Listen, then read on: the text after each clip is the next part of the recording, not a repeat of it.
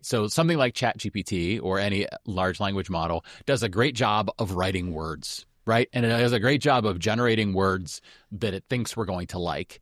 But that's not what the process of writing is about, right? Writing isn't just about writing words. It's about more than the words. And so I think when I think about AI, I am excited about the possibilities of it. I use it a lot, but I think we need to think about what are we trying to achieve here? What are we trying to get across with what we're doing here? If I want to get really strong and I go to the gym to lift weights and I bring a forklift with me and I load the weights on the forklift and have the forklift take the weights up and down for me, is that okay? And the point is, the goal wasn't to lift the weights. The goal was to get stronger. And so I think we have to keep that in mind with AI. What is our goal when we're using it?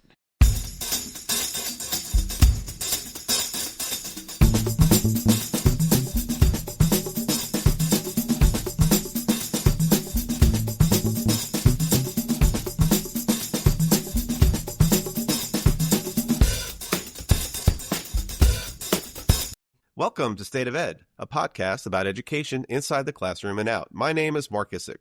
And I'm Nick Simone.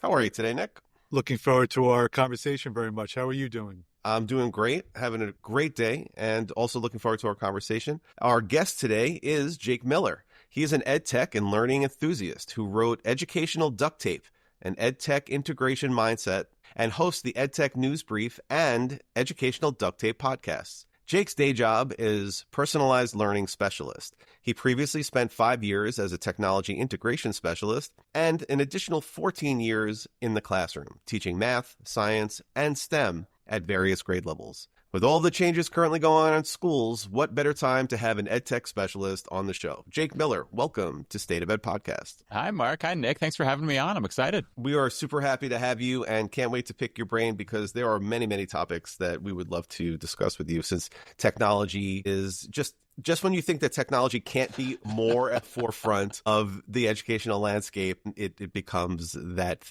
all-important topic to be talking about. So let's just start by talking about your own journey here. How did you get to this place where you're a technological specialist and an EdTech specialist and a personalized learning guru? Can you take us through that? Yeah, sure. So this is year 22 in education, I think. I've stopped counting because it just makes me feel old. But I think it's 22. I started off teaching middle school math and science. At first, thought I wanted to do it for all of my 35 years career until retirement, or 42 like my mom did. Wow. And then found that I got interested in other things as I was going. So first I got interested in teaching STEM, and then I got really interested in educational technology. First it was using it just for myself in the classroom, for how I taught, and then it was having the kids use it. That was the STEM part, really. Then I found that I really wanted to help other teachers use it because they were so overwhelmed and scared of it maybe at the time. And then I found I really enjoyed that, and I really wanted to support them more. So then I shifted into a technology integration specialist or tech coach role. And then I found that I wanted to help more than just the teachers in my school. So I started presenting at local conferences, and I was like, well, that's not enough. I want to do more. And then it was Twitter, and then it was a website, and then it was local conferences, and then it was podcast, and then it was all the things. And then it was a book, and it was all these things over the years. But really, it's just in the interest of helping teachers do good things for kids. And the last 3 years, I've been fortunate to fall into this role as a personalized learning specialist, which when I started it, I was like, what is personalized learning? I kind of have an idea. Like I may have been bluffing a little bit in the interview, but then once I got in it, I was like, yes, this is the thing. And this is what I'm so excited about. So I've been doing that for 3 years now. So it's been a journey, but I like that it's, a lot of different stops on this journey. What did you find is the actual definition for the personalized learning specialist? So the easiest way to summarize what personalized learning to me is it's a step beyond what is typically known as differentiation. So typically, you'll see different definitions. Like we were just talking, you guys have had Rick Wormley on the podcast before. Rick would define differentiated learning pretty close to how I'd define personalized learning. So would probably Carol Ann Tomlinson or somebody like that. But the way most people think of differentiated learning or instruction is you're honoring the differences and variability in your learners. You're honoring their levels, you're honoring their preferences and how they learn, and maybe their things that they're find relevant and enjoyable, and you're presenting different opportunities to them. Oftentimes, you're prescribing them to certain learners. In personalized learning, we're taking it a step further and giving those learners some agency to make those choices themselves. So the teacher is maybe saying, hey, based on what I know about my kids, these are the 3 different levels of this assignment that I'm going to offer. These are the 3 different topics I'm going to offer, or 3 different modes that you could do it in, and then letting the kids go like, this is the one that's right for me. Instead of the teachers putting in the work of saying like, Mark, you'd prefer it this way, and Nick, you're currently accelerating accelerated on this topic, so let's do it this way.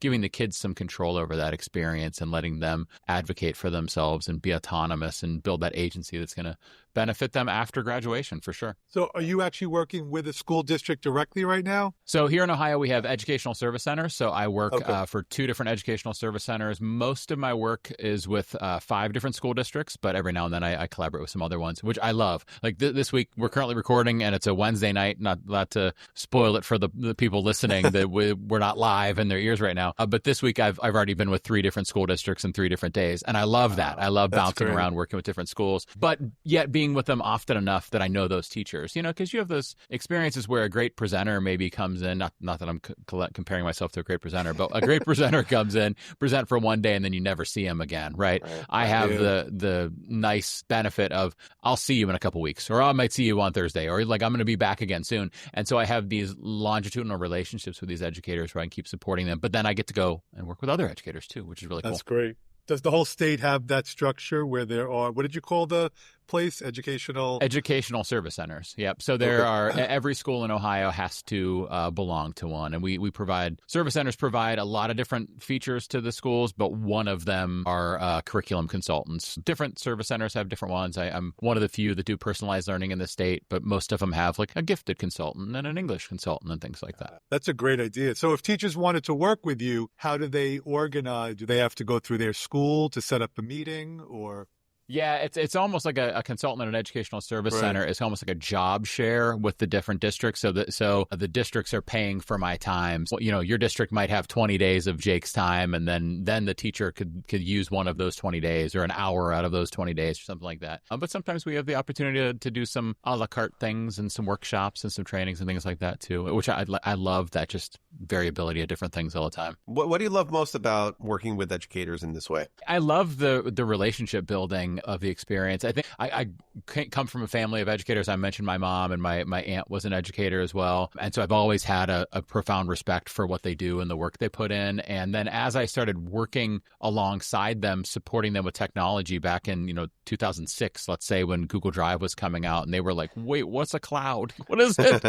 Cumulonimbus or what? And seeing them in that time, but seeing like the vulnerability they were ready to admit about like not understanding things, but also the compassion they had for their kids. They just want to do the best, And so I wanted more of that. I've always just really enjoyed working with teachers ever since I first experienced providing them with supports like that. So it's the opportunity to do that, and it's the opportunity to build those relationships to support them in that way. So let me ask this question on behalf of the people who work to support educators everywhere. The early adopters are easy.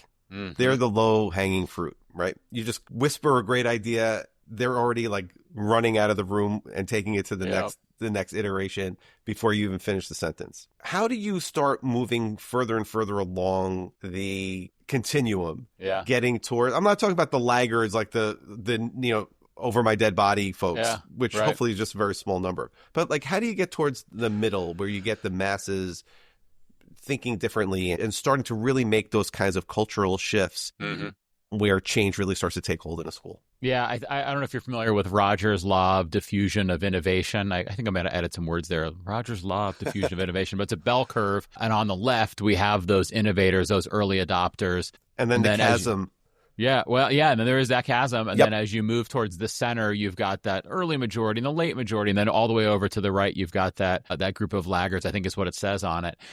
And my belief is, I haven't read any specific documentation that says this is the case, but my belief is that each group can only really be impacted by the group next to them, right? So if a early adopter comes to a laggard and says, you've got to try out this AI tool, let's say, because that's something that they're going to be really intimidated by, they're not going to listen to that person at all because they don't relate to them over that topic. And so I believe, and again, I don't have any studies that back up that. That's just my belief. So I believe that you've got to let it trickle down from one group to the next group. Now, I believe it also goes the other way, too, that if a laggard has a negative experience relating to this new innovation or this new strategy or this new tech tool, and they tell that next notch up, that late majority or whatever they are, they could pull them down into essentially being a laggard. That's my belief. And so you've really got to impact them kind of one at a time. And so my goal always, if I'm working with a school district, let's say, and I go to the dreaded staff meeting and I'm presenting to the whole staff, and I know that I've got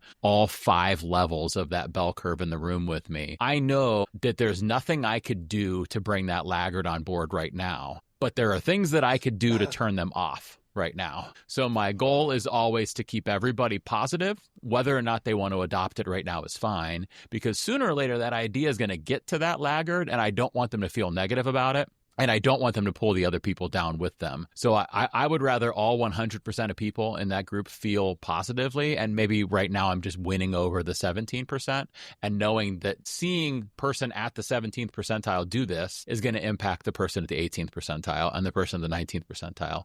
So I think that positivity, and that comes with relationship too. That comes with trust that they have in you when you're presenting to them or working with them. That's really smart. Yeah, it's a brilliant approach, and you have the perfect demeanor for it. But I also think that the model that you're working within allows you to personalize the instruction with the teachers. Yeah, what's 100% true. Yeah, I mean, if you put all these teachers in a room and some of them don't even know how to use Google Docs, and others are, maybe created Google Docs, it's difficult to send the same message. So I love your model, and I love your approach. Yeah.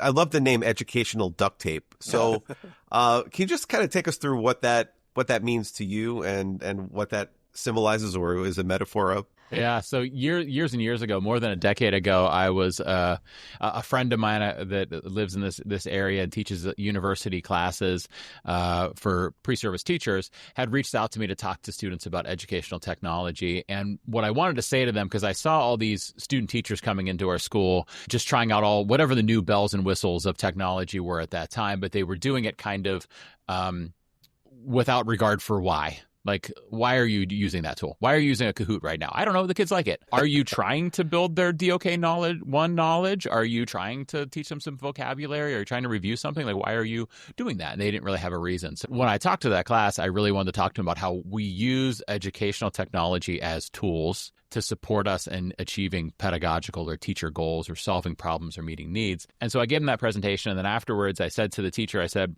I think I want to continue to do this work and speak to people about this exact topic. He said, what do you think? And he said, yeah, that's great. Except the title that you gave for the talk, which was something like viewing educational technology tools as things that can help us achieve. Well, it was like a really long name, right? He's like, that title that you gave, it needs to be sexier if you're going to keep doing this. And so soon thereafter, my kids are now 15, 13, and 11, but they were 5, 3, and 1 or something like that at this time. We had an inflatable bounce house in our house, and my kids loved playing in this inflatable bounce house. And one day I went to fill it up for them, and it sprung a leak. It was pushing air out of it. And we had thrown away the patch kit years ago because we didn't know what it was. We were just laying on the floor with our kids' toys. So we had no patch kit. And what I discovered was that duct tape was a really good patch for the bounce house. And I started kind of thinking about that idea about how duct tape by itself, it's just a thing, right? But when it's solving a problem for us, then it's super powerful and super impactful. And so that became my metaphor that educational technology is our educational duct tape. It is our thing. It's our tool that solves problems for us. Sometimes it sounds like I'm saying that educational technology is just by default non-elegant, like duct tape is, but that doesn't mean that can't be elegant, right? There's some really sophisticated ed tech out there, but the important part is it's just a tool. That tool that you're using and excited about is worthless or nothing if you're not focusing on achieving some specific pedagogical benefit. Right. Well stated. Yeah. Well, we might as well get to AI by now, right, Yeah. Jake? So where's your comfort level and optimism regarding the integration of AI in education? Yes is my answer, because there's no, I don't even know. I'm like all over the place. I'm currently reading this book, More Than Words by John Warner. Have you guys heard of it? I have not. I no. just I just know the song from the 80s. Right, it has nothing to do with the song. Okay. I sent it to a friend today. I said, I'm reading this book, and she sent me a video of Extreme performing the song. There it There's the is, name of the right. band. And then I said, no, this version. And I sent back, there's a version of Jimmy Fallon and Jack Black performing it, which is spot on and makes it hysterical. But no, it has nothing to do with the song. I actually heard of it through, we mentioned Rick Wormley earlier.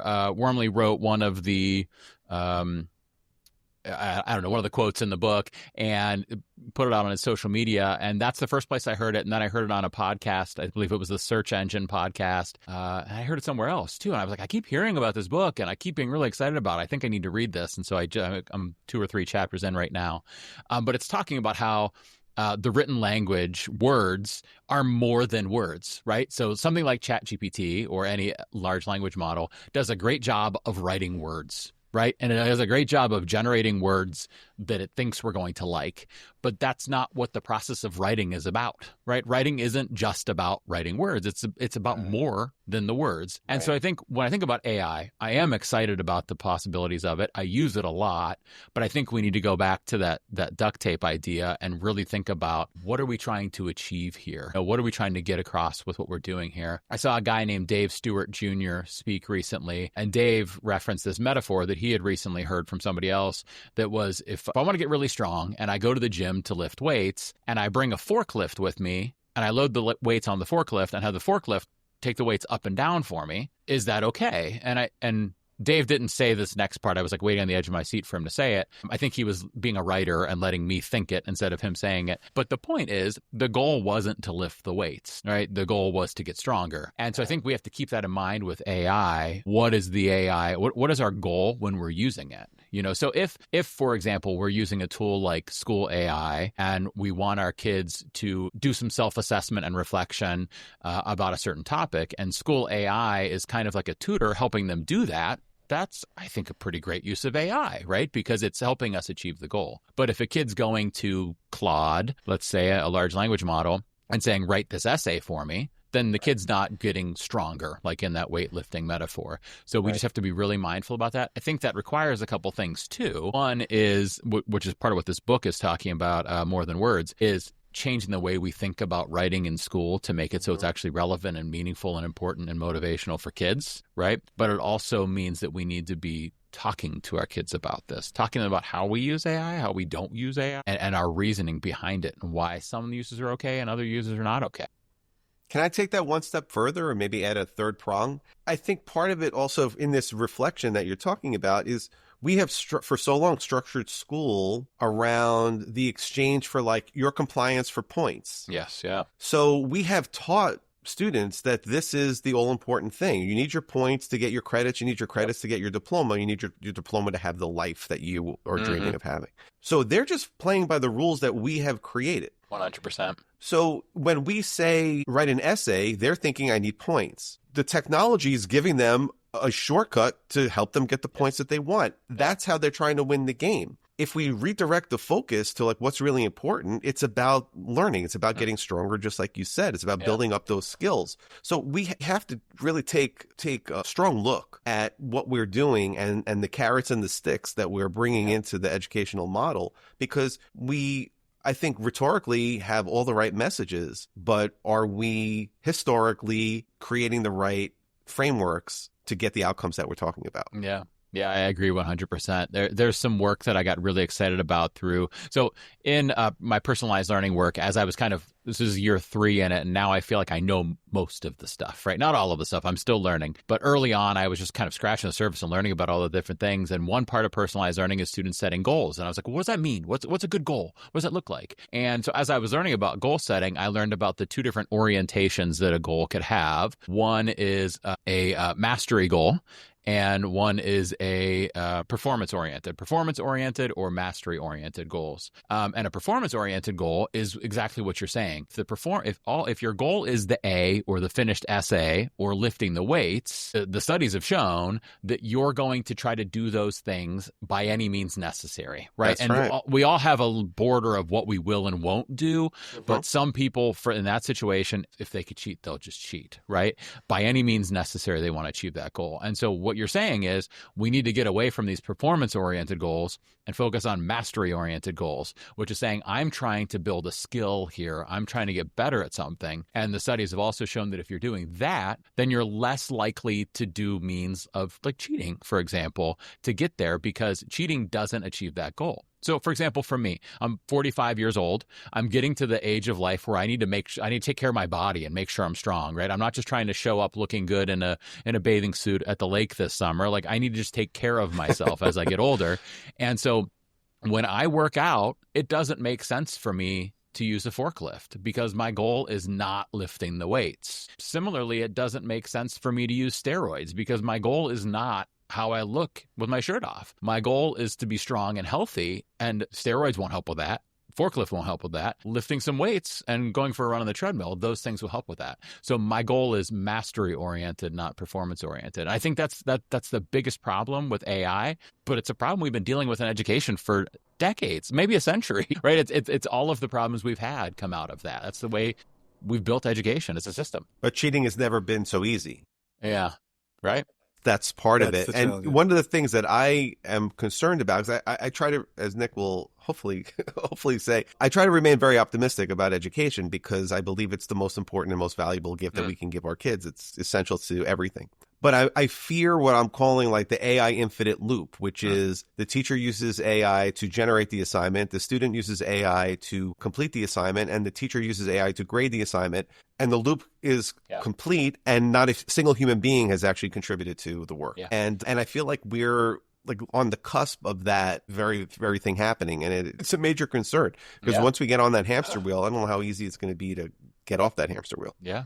I think it's super concerning too, and I think it is happening in some places and in some classrooms. And the issue with what you're saying there is, again, the student has a performance-oriented goal, which is complete this task, and the teacher has a performance-oriented goal, which is have kids do the task, right? Nobody in that situation has a mastery-oriented goal of the kid mastering a skill and the teacher supporting them in mastering the skill. I don't think that all AI use is bad. For example, I think teachers using it for some grading, I actually don't think that's horrible. Like, I want them to do as much grading as they possibly have time for within reason. But if we can give kids more feedback faster, right, and take some time off of teachers' plates so that they can work with those kids, I'm okay with it. The issue is that's a mastery-oriented goal of supporting those kids, and that's the change that needs to happen, I think. Yeah, I mean, if the grading, like you said, if that allows teachers to have more time to meet with kids and personalize the feedback, because I was giving a professional development session 2 days ago, and an exceptional teacher who I know,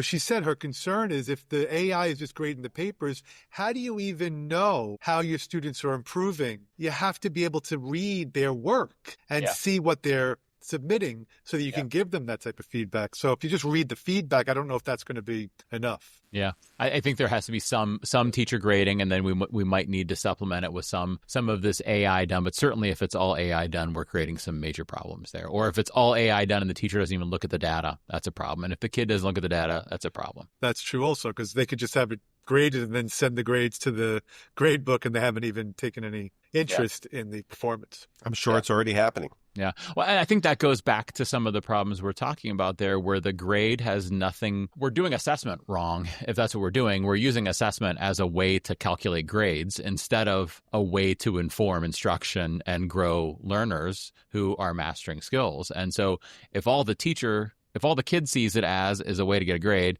and all the teacher sees it as is it a way to more quickly enter the grade, essentially, then we're looking at assessment wrong, and the AI fits just fine there. Why not, right? It shouldn't, but yeah. Well, that's where my optimism lies, with the hope that AI is going to push us to really restructure how we approach education. Yeah, I think the power's there. Yeah, I mean, I'm concerned about the writing and the copying of the essays. Like Mark said, it's just easier now. But people have always cheated. Yeah. Kids have never not had an era where they weren't trying to take the easy way out. But it's as quick as hitting a button these days. Yep. Wormley calls it in a recent paper on AMLE. Though I get like a bingo board of like Wormley mentions. That's three in one interview. Are we playing the whole card or just the frame? I don't know. I don't know how it works. I have 3 Wormleys against your. I don't even know. But he wrote a great article for AMLE recently, and he calls it academic cosplay. So essentially, like when we're doing things in the classroom, that's wearing the costume of learning, but not actually doing the learning. And we don't want to play academic cosplay. I think that's a brilliant term. He's so good at that. I'm envious of how he comes up with those things. So obviously we're talking about technology. Clearly technology is a massive distraction for our students, and it's more and more daunting for teachers to have to overcome distracted students and engage them. So what are your words of wisdom when you're working with educators to help them have the tools and support them in trying to figure out how to motivate students to block out, maybe not all of that noise, but a lot of that noise so they can kind of get focused on the task in hand and learn in their classrooms. Yeah. I do think for a lot of our kids, some of that blocking out of the distractions we might have to do for them. So schools that have done, for example, my oldest son's school, every classroom they walk into, there's a caddy at the front of the room. They put their phone in there. They get it back after class. They can check their messages in between class. If they're taking pictures of something during the lesson, they can go grab it. Otherwise, they can't use it. I think we do, like, they're addictive devices. And so we have to an extent, step in for those kids and help them out as they're building those skills of doing it themselves. I think there's a little bit of that. And the other part just goes back to true motivation and the difference between, first of all, between intrinsic motivation and extrinsic motivation. So if everything we're doing in school is an extrinsic motivator, if we're trying to motivate them with grades and punishments, carrots and sticks, as you said before, we're not going to motivate them very well. And then they're going to be really apt to be distracted by the technology, right? Whereas if we could motivate them intrinsically, help them want to learn, help them see this, self-assess and want to grow and want to get better at things, develop a growth mindset in our classroom, see learning as an opportunity to take some risks and make some mistakes and then learn from them. If we could shift to that, then we get more motivation because it's intrinsic, and then we see them being less apt to go to those distractions. Now, whenever I talk with teachers, I have to tell them, I understand that we're not in a utopia. This is reality.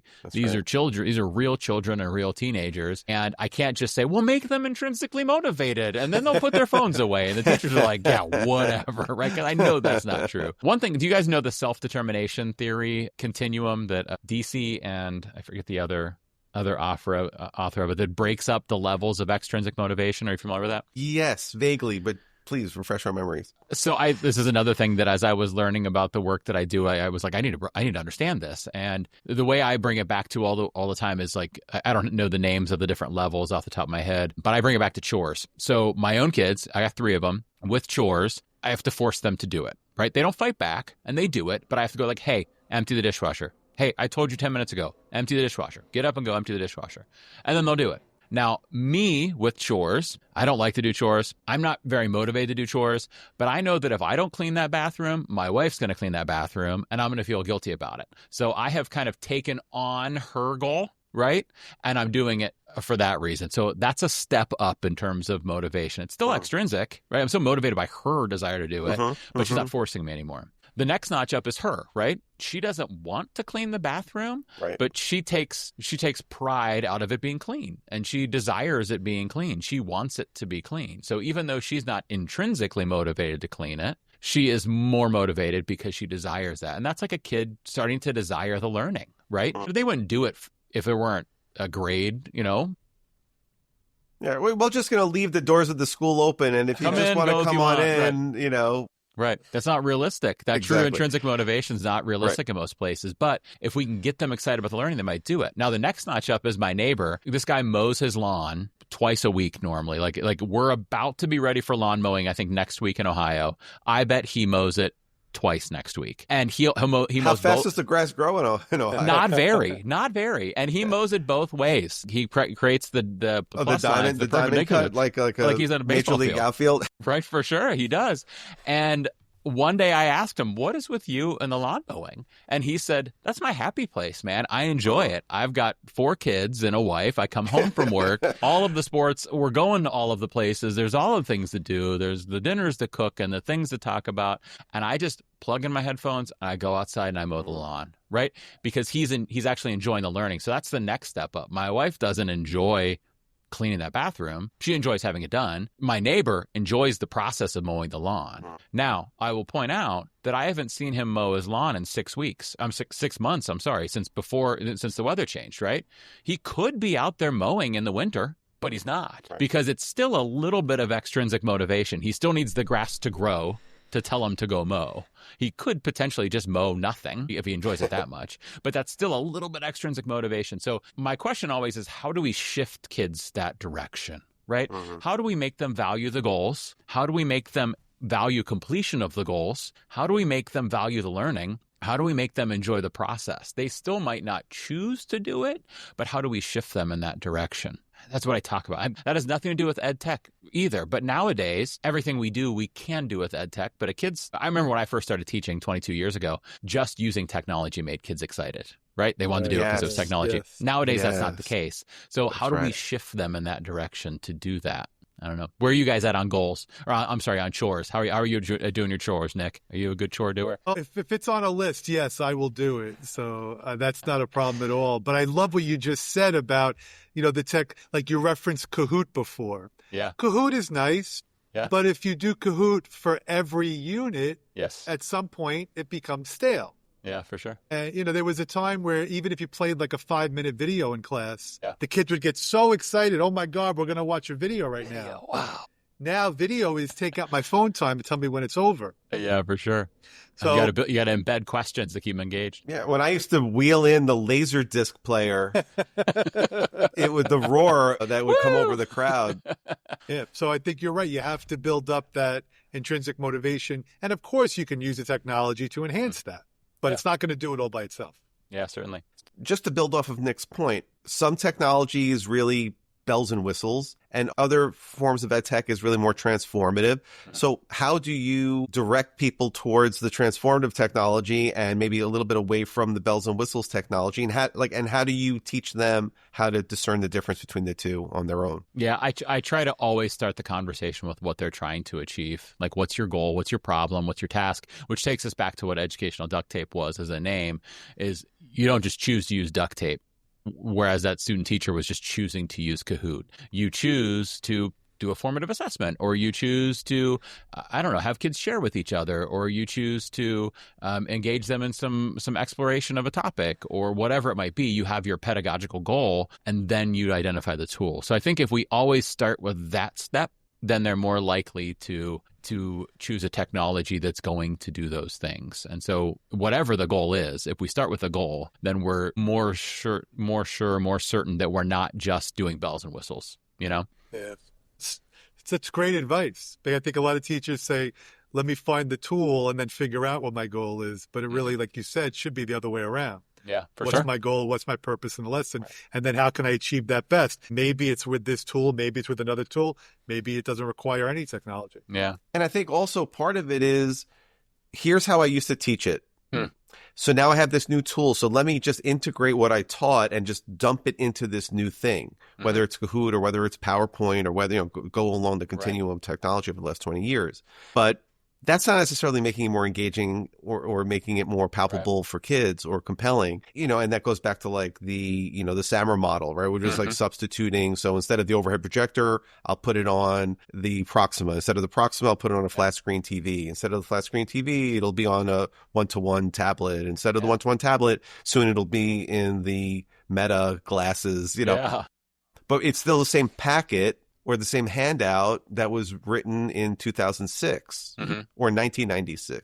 Yeah, right. And you've just added bells and whistles to it and made it fancier. Now, if you had identified that in the past time that you used it, there were some difficulties, like you had some Spanish-speaking students in class that couldn't access the paper, then putting in a technology tool that had translation, then you're solving a problem. Of course. If you had identified that you have some kids that are reading at a lower level, then using a technology tool is going to let you translate it. But if you don't have any of those issues you're trying to resolve, you really are just substituting. That goes back to the intentionality that you've been talking about. Yeah, for sure. So now can I hire you for like an hour session so you can give me some personalized learning? Yes, I'm ready. Whenever you're ready. With my teaching. No, because you got me all inspired now just to even look at the way I've been working with my own teachers. Well, to that point, that's why I think that instructional coaching is really the next step that needs to happen in more schools. We don't see a lot of instructional coaches doing true instructional coaching. I know myself in my past technology role with the school, I wanted it to be more of a coach role. It never got to that point. And I know a lot of my friends that work as technology directors or specialists in schools don't really get to do true coaching. They're just going, hey, did you see the new thing that came out on Magic School? And they're just throwing out these exciting tools without knowing what the problems are. And that's not the coach's fault, the tech person's fault. They just don't have that opportunity to have that relationship. What really needs to happen, I think, is talking to that teacher and saying, what are you working on? Right. So talking to Nick and saying, like, what's that struggle you're having in your classroom? What could be better? And if he says, like, I just don't know if my kids are understanding the lesson while I'm teaching it, then I could suggest some formative assessment ideas. I could say, well, let's try Pear Deck so you could hear from every kid while you're doing it. Or let's try Nearpod.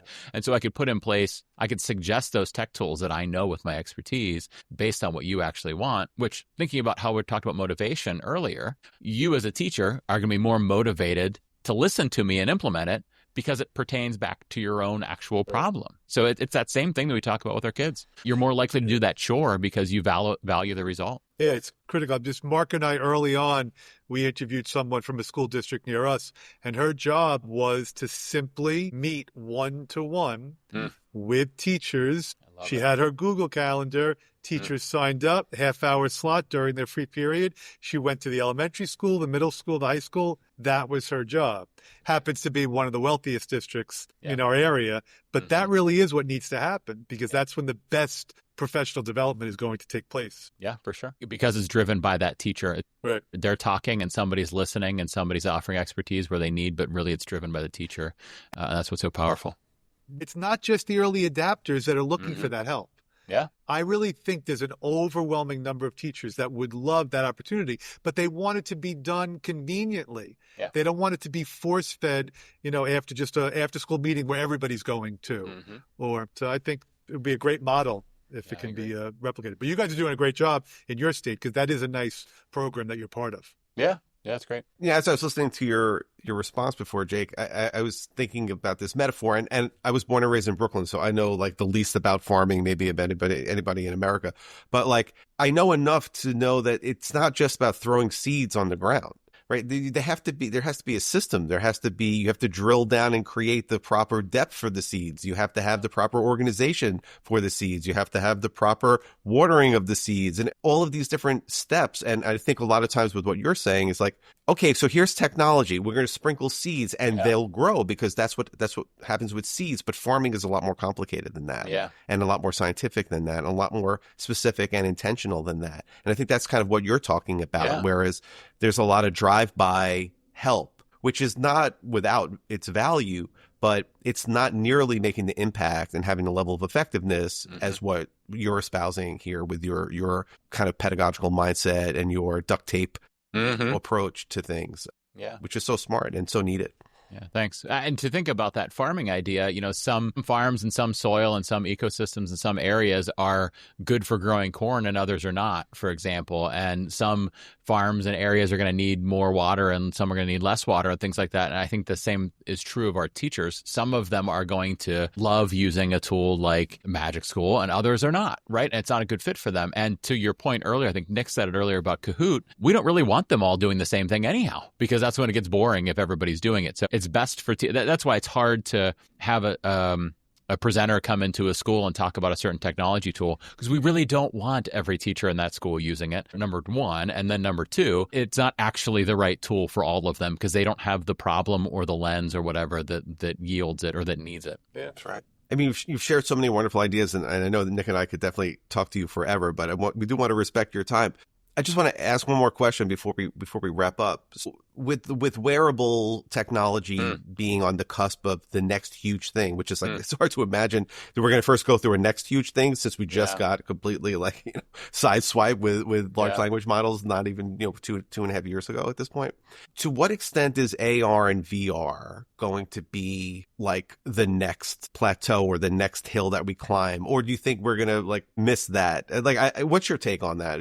Because of these glasses and the integration, do you think that's going to make its way into our classroom in a profound way, or do you think it's going to be like a passing fad? I think I'm just scared. I don't know. I'm supposed to be the optimist here, yes, Jake. You're killing us. So you said you were talking earlier about the SAMR model and the substitutions, and you talked about going from the video to the tablet to the screen in front of the room, and then you went to the wearable Meta glasses or whatever, and I just kind of cringed a little bit, because how crazy will that be when we get there? But I think the same problems will be present when this happens. It's surely going to be a disruptor. I don't know how big of a disruptor it'll be, but the same problems will be there, where kids are distracted by those devices if they don't care about the learning. Right?